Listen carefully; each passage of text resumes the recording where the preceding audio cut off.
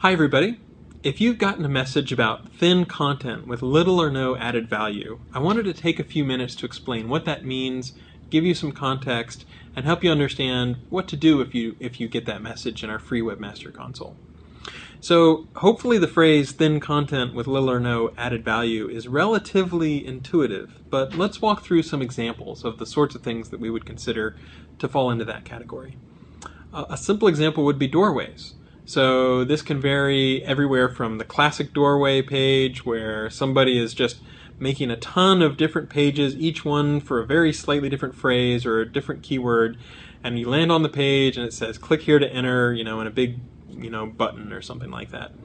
But you can also have more subtle doorway pages. So we ran into a DirecTV installer in Denver, for example, and that installer would say, well, I install for every city in Colorado, and so I'm going to make a page for every single city in Colorado, and if it's, Boulder or, if it's Aspen or whatever, I do DirecTV installs in all those. And if you just were to land on that page, it might look relatively reasonable. But if you were to look at 4 or 5 of those pages, you'd quickly see that the only difference between them was the city. And that's something that we would consider a doorway as well, and not as useful.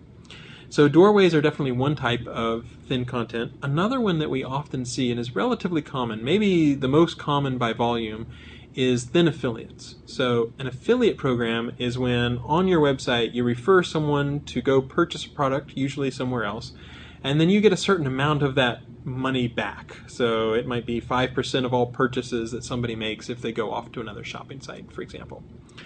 Now, affiliates can absolutely add value. If you're reviewing textbooks and you had 6 books this last semester and you talked about the pros and cons of this one, the linear algebra is good on this one, but I didn't like Introduction to Algorithms, and then you have an affiliate link to Amazon, that's still something where you're adding value. People are really reading a hard-won bit of wisdom that you have learned from that textbook and that you have written in your review.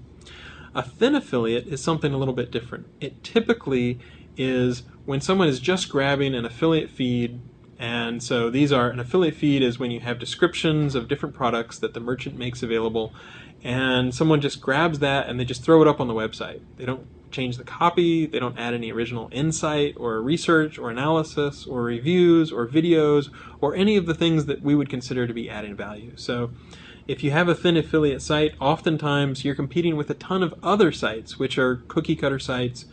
And a good question to ask yourself is, if I land on this page, my page, what's the added value of that versus landing on someone else's affiliate page? Or even landing directly on the merchant and being able to purchase directly. So thin affiliates are a relatively common thing because affiliate feeds are very easy to grab, and if you can get traffic and just send people, then you can make a certain amount of money. Another very common thing that will receive this is sort of what we call thin syndication. So syndication is when you are, pulling in content from other places, and it as well can be totally fine. But you'll often see people who just go to a low-quality article bank or article marketing site or, something that's just offering free article syndication. They'll grab an article just because they want 500 words about a topic, and they'll just throw that up on their site. And if you have enough of that, or even the entire site being nothing but these thin, low-quality article bank sort of sites, then your site as a whole is often the sort of thing that users don't want to land on. And so that would be what we'd call thin syndication. You can also pull stuff in from RSS. You could be scraping a site. If you're building a mashup, you want to ask yourself, what is the value? Am I just pulling things from a single affiliate feed? Or am I pulling things from a bunch of different places? If there's no original content that you've written, then why should someone be landing on your site?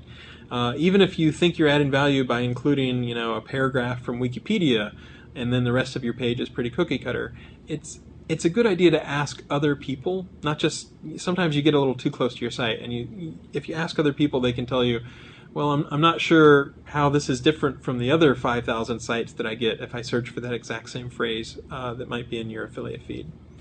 So typically, if it's a doorway page action, then it might apply on just the directory that would have the doorway pages. But it can apply to the entire site. In fact, that's relatively common if your entire site is nothing but relatively cookie cutter stuff, affiliate feeds, low quality content you didn't write yourself. And it of course, it can apply to subparts as well. If you're a lawyer and you have a part of a directory on your site that's nothing but low-quality article marketing articles that you just pulled down and you're just pasting so that it's like a keyword net to try to attract users, then we might take action on just that directory. So, okay, so that's a lot of information to kind of explain the context on thin content with little or no added value. So what can you do? Well, certainly you can remove the content that you didn't write yourself, or that is thin, or that doesn't add much value. You can also try to think about what additional value can I add? You know, is there unique content that I can add?